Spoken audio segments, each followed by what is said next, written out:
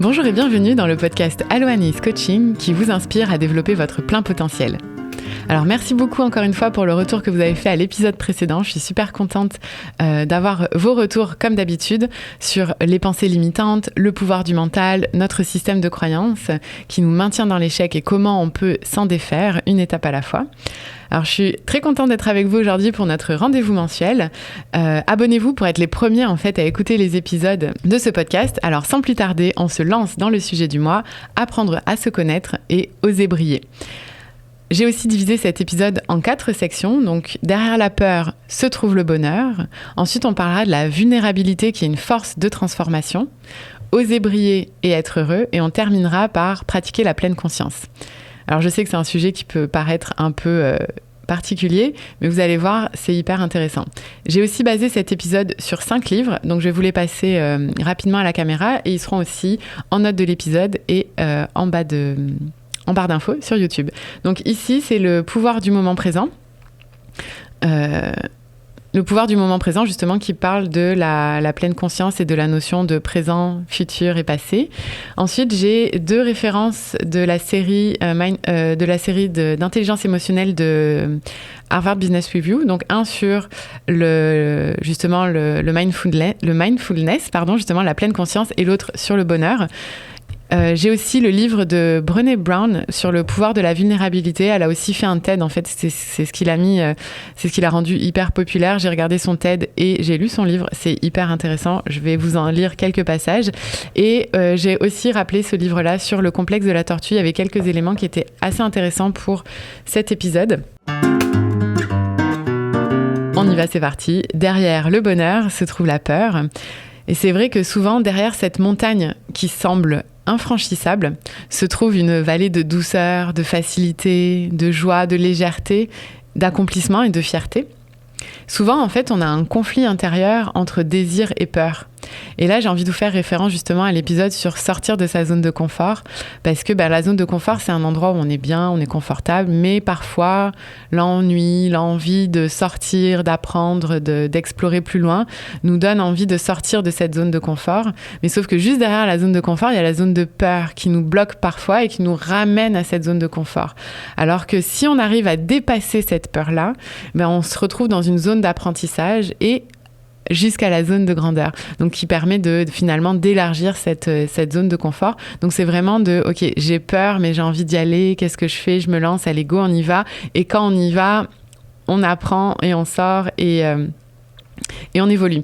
Puis je pose aussi toujours la question à mes invités justement qui se lancent en affaires.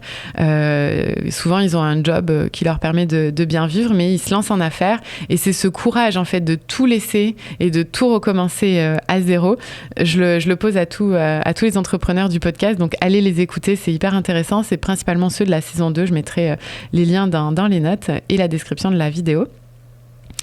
Et une grande partie finalement de ces blocages-là qu'on peut avoir sont la conséquence de croyances négatives à propos de soi et à propos de notre environnement qu'on nourrit finalement au quotidien. Donc c'est pas mal l'estime de soi qui est aussi à la clé, à la base, si on revient par rapport à la pyramide des besoins de Maslow. L'estime de soi, c'est vraiment une clé qui nous permet vraiment de débloquer, d'aller de l'avant et qui nous permet finalement de passer au-delà du syndrome de l'imposteur, qui d'ailleurs sera le sujet du mois prochain, donc restez pas loin parce que ça, je pense que c'est un épisode qui va vous plaire. Donc c'est vraiment ce sentiment-là de dire, ok, est-ce que j'ai suffisamment confiance en moi pour affronter mes peurs et aller au-delà de cette montagne qui me paraît insurmontable et arriver dans une vallée de douceur et de plénitude. Mais si vous sentez que vous avez quelque chose en vous qui est inexploité, ça peut justement être le bon moment d'aller à la rencontre de soi, de croire en vous, de vous exprimer et de oser vous lancer en fait sans crainte dans une nouvelle aventure. Donc, aller à la rencontre de soi, finalement, c'est affronter cette peur droit dans les yeux, la regarder et lui dire non, aujourd'hui ça suffit, je vais de l'avant, je me lance. Oui, j'ai le ventre qui se tord, mais c'est pas grave. Je transpire un peu, mais c'est pas grave, on y va et on enclenche plutôt que de reporter à demain. Parce que reporter à demain, c'est facile, c'est réconfortant, c'est même parfois logique, mais c'est ne pas s'engager. C'est ne pas en fait honorer vos rêves. C'est ne pas vivre la vie dont vous avez envie de vivre. J'en parlais même dans le premier épisode de la saison 1, à propos des objectifs. Mais soyez le personnage principal de vos vies et vivez vraiment pleinement vos rêves. Affrontez cette peur qui vous empêche de progresser pour aller de l'avant, parce que sinon, vous allez regretter. Vous allez arriver à un moment donné dans votre vie et cette inaction du rêve jamais réalisé, vous allez avoir du mécontentement, du chagrin, de la culpabilité d'avoir jamais osé essayer. Et on parlait la dernière fois des pensées. En fait, on devient ce qu'on pense, mais c'est ça, en fait, on devient qui on croit qu'on est.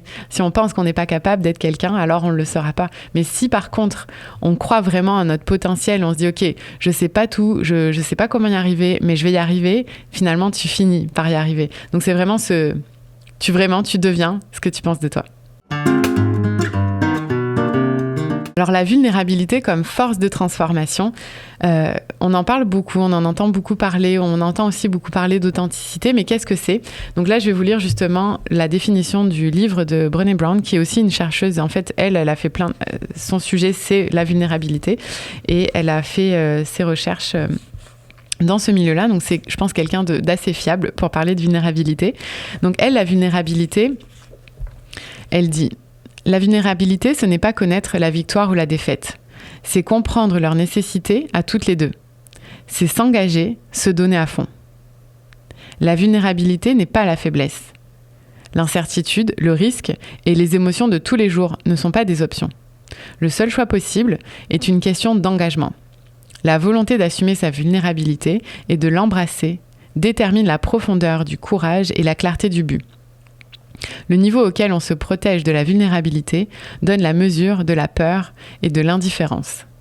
C'est assez puissant, je trouve, comme paragraphe. Donc voilà, je voulais vous le partager. En résumé, la vulnérabilité, c'est ni bon ni mauvais. Mais elle est vraiment au cœur des sentiments et des émotions. Et c'est aussi le terreau de la joie, de l'amour, du courage, de l'empathie et de la créativité. Dans nos cultures européennes ou nord-américaines, on est vraiment dans une culture du jamais assez, de la quête de la perfection, du culte même du narcissisme. On parlait de croyances limitantes, mais il y a aussi les injonctions sociales. Les injonctions sociales, comme par exemple, les hommes, ça pleure pas. Les femmes, elles sont trop émotives. Les femmes, elles doivent avoir l'instinct maternel. Où il faut performer au travail pour être reconnu. Ça, c'est vraiment des injonctions que notre culture sociétale nous implique, nous inflige. Et ces choses-là impliquent des comportements sociaux qui vont générer chez nous des émotions. Donc comme la honte, la peur du ridicule, la peur de la critique, la comparaison. Alors la comparaison, ça peut être bon dans une saine compétition, quand on fait que ce soit au travail, dans un environnement sportif ou à l'école. Des fois, ça nous permet d'aller au-delà de ce qu'on aurait pu faire et de se booster et de se dire « Ok, je vais faire mieux que eux parce que je me sens capable de le faire ». Mais il faut faire attention à la comparaison parce que ça peut aussi étouffer la créativité et ça peut amener des comportements du style perfectionniste. Et ces injonctions-là aussi, ça peut nous amener à être démotivés. La peur de ne pas prendre des risques et d'essayer des nouvelles choses, parce qu'on peut lutter aussi pour se faire entendre, donc on se démotive et finalement on ne fait rien. Alors que accepter sa vulnérabilité, oui, ça peut aussi vouloir dire d'être rejeté, d'accepter ce rejet-là. Ça exige de prendre des risques et de s'exposer.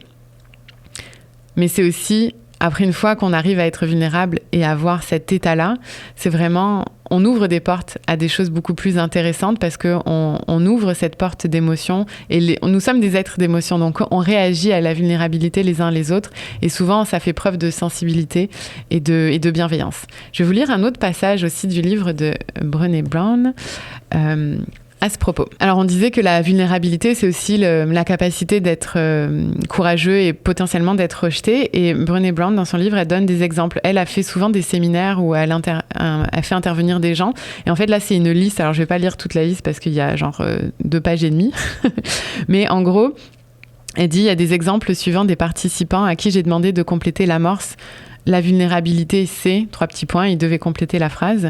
Et ils ont fait la définition de la vulnérabilité avec quelque chose de personnel et d'intime. Donc, pour certains de ces participants, la vulnérabilité, c'est avoir une opinion impopulaire. La vulnérabilité, c'est me défendre, demander de l'aide, dire non, Démarrer ma propre affaire, donc se lancer en affaires, comme je disais. Prendre l'initiative d'appeler une amie dont l'enfant vient juste de mourir. Inscrire sa mère dans un établissement de soins palliatifs. Prendre un premier rendez-vous après un divorce. Dire je t'aime le premier sans savoir si je serai payée de retour. Montrer quelque chose que j'ai écrit ou que j'ai peint. Être licencié, tomber amoureux, prendre une nouvelle direction dans la vie, demander pardon, etc. Donc voilà, c'est plein d'exemples de ce qu'est la vulnérabilité au-delà de ce qu'on peut penser de prime abord. Donc c'est finalement accepter cette part de responsabilité qui nous rend tout simplement plus authentiques. Donc c'est de la vérité et de l'ouverture. Et il y a encore une autre citation que je vais vous lire dans le livre que j'ai trouvée assez puissante pour vous la partager. C'est une citation en fait qu'elle met à l'intérieur du livre de Madeleine L'Angle.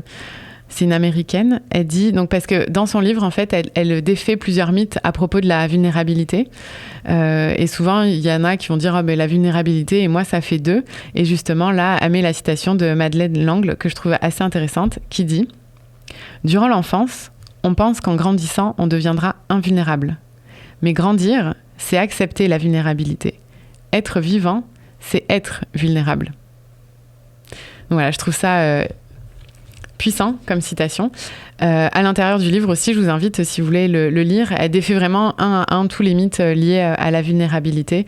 Donc, en gros, voilà, bref, pour bien vivre, vivons en étant vulnérable avec soi, avec autrui. Et comme on l'a dit plus tôt dans l'épisode et dans des épisodes précédents, on devient ce qu'on pense être. Alors, être vulnérable, c'est aussi déposer les armes, enlever son masque, sortir de sa carapace, se découvrir et oser briller. Alors derrière cette carapace, si on l'enlève, il y a la joie, l'amour, le courage, l'empathie et la créativité. Alors, avant de poursuivre la suite de cet épisode, je voulais vous préciser qu'il est commandité par Inocer Yoga. Moi, ça fait plus d'une dizaine d'années en fait que je fais du yoga à Montréal et à peu près 1 an que j'ai commencé à faire du yoga chez Inocer Yoga. C'est vraiment mon studio de yoga chaud préféré à Montréal parce qu'il y a plein de variétés de cours différents. Il y a des cours aussi avec musique, des cours un peu plus traditionnels sans musique. Il y a une variété aussi dans l'enseignement en termes de professeurs. J'aime vraiment ce studio. C'est un petit studio au cœur du plateau à Montréal où vraiment c'est à échelle humaine, c'est pas comme plusieurs grands autres studios qui peuvent être parfois plus industrialisés. Celui-ci c'est vraiment voilà, le côté humain que j'aime vraiment beaucoup, puis ça m'aide énormément. En fait, moi je viens souvent les vendredis soirs ou les samedis matins pour vraiment déposer le stress de la semaine, passer à autre chose et vraiment enlever ces doutes ou ces peurs que je peux moi aussi avoir, hein, je suis comme vous. J'ai aussi parfois des doutes ou des pensées limitantes qui peuvent parfois m'empêcher de progresser dans le sens que je veux. Alors la pratique du yoga chaud, ça m'aide vraiment à déposer tout ça et à passer à autre chose et à continuer d'avancer vers ma voie, de me connecter vraiment à mon plein potentiel pour aller vers là où je souhaite aller. Ce que j'aime aussi dans ces studios de yoga, c'est que il y a parfois des cours où le professeur en fait va nous parler pendant le cours sur justement plusieurs sujets comme les pensées limitantes, l'importance du souffle, comment justement se laisser envahir par l'amour et non des pensées comme la haine ou l'envie ou des choses comme ça. Donc c'est vraiment, je trouve, un bon moment aussi qui te permet de te déconnecter et de vraiment te reconnecter plus à toi et à ce qui est essentiel dans la vie. Ce que j'adore aussi du yoga de manière générale, c'est vraiment cette force que ça t'amène à la fois physique mais aussi mentale, parce que quand tu fais du yoga chaud, le souffle c'est vraiment important. Si tu respires pas, tu peux commencer à être un petit peu à avoir la tête qui tourne ou ce genre de choses. Donc c'est vraiment important de pouvoir respirer et de rester connecté à toi. Et en plus, quand tu as un professeur comme ça qui te parle de choses hyper puissantes, on dirait que ça te fait du bien. Tu sais, t'es vidé physiquement, mentalement, t'es ressourcé. Enfin, c'est vraiment un studio que j'apprécie beaucoup. Alors, pour ceux qui regardent la vidéo sur YouTube, vous allez voir quelques petits extraits du studio, mais sinon je vous invite fortement à venir essayer quelques cours au studio de yoga directement. Ils offrent aussi 1 mois illimité où vous pouvez essayer tous les cours en fait qu'ils proposent. Donc que ce soit du Ashtanga, du Vinyasa ou du yoga un petit peu plus Pilates, je vous invite à essayer tout ça et à m'en donner des nouvelles. Donc je vous propose de oser briller et oser de vous connecter à vous-même et de faire des cours de yoga. Alors, oser briller, justement, pour être heureux, finalement, ça veut dire quoi ? Mais c'est oser être soi-même. La toute première saison du podcast, j'avais fait un épisode basé sur un livre de Thomas d'Azincourt, Cessez d'être gentil et soyez vrai. Donc c'est vraiment un livre qui nous permet d'oser être soi, d'oser exprimer ses besoins, ses valeurs, sans briser l'autre, sans dire tu aurais dû faire ça, sans utiliser justement de violence verbale envers l'autre, mais tout en se respectant, en respectant ses limites et ses besoins. Donc je vous invite à aller écouter cet épisode que je mettrai également dans les notes, qui est vraiment hyper intéressant. C'est un livre que j'ai adoré lire à plusieurs fois d'ailleurs, et vous partager les liens que j'ai pu faire aussi avec le coaching. Alors finalement, quand on ose briller comme ça, quand on ose être soi, on ouvre la porte au bonheur, on ouvre la porte à devenir heureux, oser être heureux. Et j'ai envie de vous partager 3 clés vers le bonheur. Une fois que vous avez réussi à déposer vos armes, à vous sortir de votre carapace, finalement, le bonheur, de ce que je retiens, c'est que ça dépend de soi-même, ça dépend de toi. Ça dépend pas des autres, ça dépend pas de ton univers extérieur, mais vraiment de toi, ça part de toi, le bonheur part de toi. Encore une fois, écris ton histoire, écris ce que tu as envie d'écrire, vis ce que tu as envie de vivre, et laisse de côté ces pensées limitantes et ces croyances qui t'empêchent de progresser. Et la dernière clé que j'ai envie de partager aujourd'hui, c'est aussi d'apprécier le chemin et non le résultat. Alors oui, on peut apprécier le résultat quand on réussit haut la main un examen avec un A+, quand on finit une course dans les premiers, quand on réussit à closer un projet au travail qui nous a pris des mois d'efforts et qui a été plutôt difficile. On est content du résultat. Mais apprécier le chemin est d'autant plus puissant parce que sinon, ça reporte le bonheur à toujours plus tard. Donc, tu sais, on a souvent hâte d'avoir ce diplôme, on a souvent hâte de terminer l'école pour passer à autre chose, ou on a souvent hâte d'avoir ce poste de rêve, cette job de rêve. Mais non, en fait, on remet constamment à plus tard le bonheur, ou d'acheter ta prochaine maison. Je serai heureux quand j'achèterai mon condo. Je serai heureuse quand j'aurai terminé ce diplôme. Mais en fait, non. Si tu pouvais être heureuse dès maintenant, en faisant ce chemin, oui, c'est pas facile l'école, oui, c'est difficile de trouver un condo, oui, c'est difficile le travail, mais d'apprécier cette difficulté et de vivre finalement ce moment présent et de vivre le bonheur à aujourd'hui et non à demain. Le bonheur, j'ai regardé aussi, qu'est-ce que c'est en fait ? C'est pas une émotion en tant que telle, mais c'est un état de satisfaction qui comprend plusieurs émotions comme la joie, le plaisir, qui peut varier en termes d'intensité et qui a une durabilité variable. Et je vais vous donner des petits exemples. Par exemple, le bonheur, ça peut de se glisser dans un lit chaud après une journée fatigante, ou le bonheur de remettre un travail d'équipe. Ça y est, enfin, on a fini ce travail-là, on le remet. Ou de boire de l'eau bien fraîche après un exercice physique alors qu'il fait chaud dehors.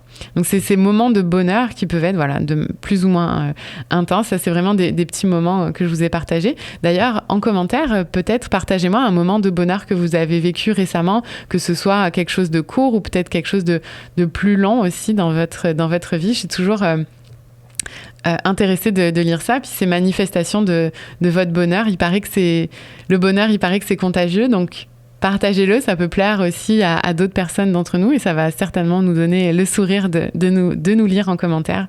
Donc le bonheur, c'est un état, on l'a vu, donc c'est aussi l'effet de ces petites victoires, de ces petits pas. Ce sentiment aussi de progresser qui augmente la motivation.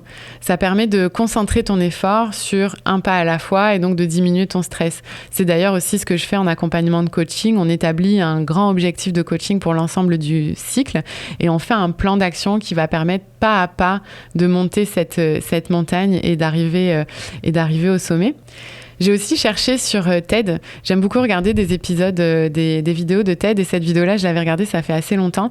C'est l'étude la plus longue qui a été menée sur le secret du bonheur. Donc, il y a eu plusieurs chercheurs. Et là, c'est le dernier chercheur de Harvard qui propose cette vidéo-là. Et en fait, il explique mais d'où vient le bonheur. Et c'est vraiment une recherche qui a commencé après la Seconde Guerre, ou avant même la Seconde Guerre mondiale, jusqu'à, en fait, ils ont suivi des personnes de différents milieux, des riches, des pauvres, des gens éduqués, des gens pas éduqués. Et ils ont suivi ces gens-là pendant toute leur vie pour les étudier et comprendre mais qu'est-ce que le bonheur, qu'est-ce qui fait qu'ils sont heureux ou pas heureux.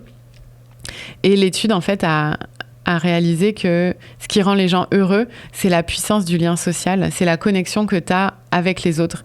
Et c'est pas forcément la quantité qui est importante, c'est pas d'être la personne la plus populaire ou d'être entouré de beaucoup de monde, parce qu'on peut se sentir seul dans une foule, on peut se sentir seul dans un couple, on peut se sentir seul dans une équipe, mais c'est vraiment cette connexion et cette intensité de la relation qui permet en fait d'accéder au bonheur.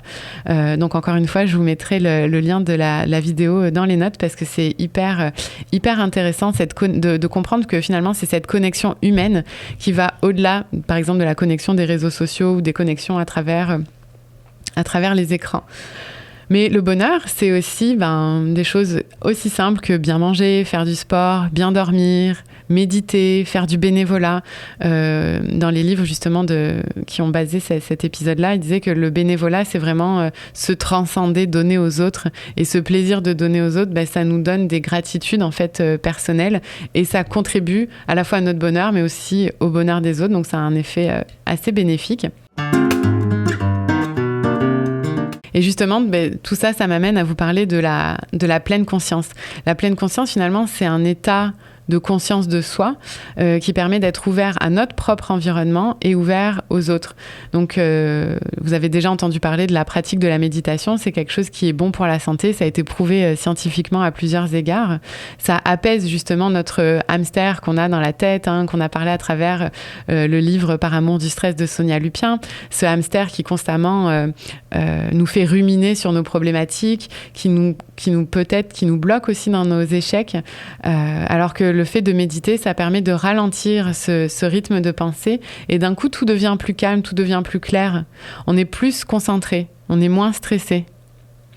Et dans le moment présent, c'est là où on peut avancer. On n'est ni dans le passé, ni dans le futur, mais vraiment à aujourd'hui, ici et maintenant. Dans le livre, justement, sur le pouvoir du moment présent, il suggère que le temps, en fait, c'est qu'une illusion, que c'est une préoccupation permanente. Le temps, c'est une préoccupation permanente du passé et du futur, et que ça nous rend indisponibles à honorer et à profiter du moment présent. Dans ce livre-là, ils expliquent que le passé et le futur, ce sont des illusions, parce que le passé, c'est un souvenir d'un ancien moment présent, et le futur, c'est un présent imaginé. C'est une projection du mental.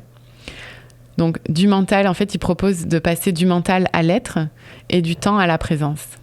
Donc, c'est un défi que j'ai envie de vous lancer, de nous lancer aujourd'hui, de trouver cet outil qui va vous permettre de rester ouvert à vous-même, aux autres. Moi, personnellement, je pratique aussi le yoga qui me permet d'être vraiment connectée à cet état de présence, à cet état de soi où j'arrive à vraiment diminuer mes pensées, à être vraiment concentrée sur ce que je fais au moment où je le fais. Le sport aussi, généralement, quand il y a un niveau de difficulté assez important, ça permet d'être concentré sur ce qu'on est en train de faire maintenant et pas d'anticiper ce qu'on va faire après ou ce qu'on a fait hier. Donc ça permet vraiment de se reconnecter à aujourd'hui. Alors, si tu as aimé cet épisode, je t'invite à t'abonner, à liker la vidéo, à donner 5 étoiles sur Spotify ou Apple Podcast. Partage-le à un ami si c'est un sujet d'intérêt pour lui. Merci beaucoup pour votre écoute, et on se retrouve le mois prochain pour parler du syndrome de l'imposteur et comment s'en défaire. En attendant, on se retrouve sur mon blog alloanaïs-coaching.com, sur LinkedIn ou Instagram.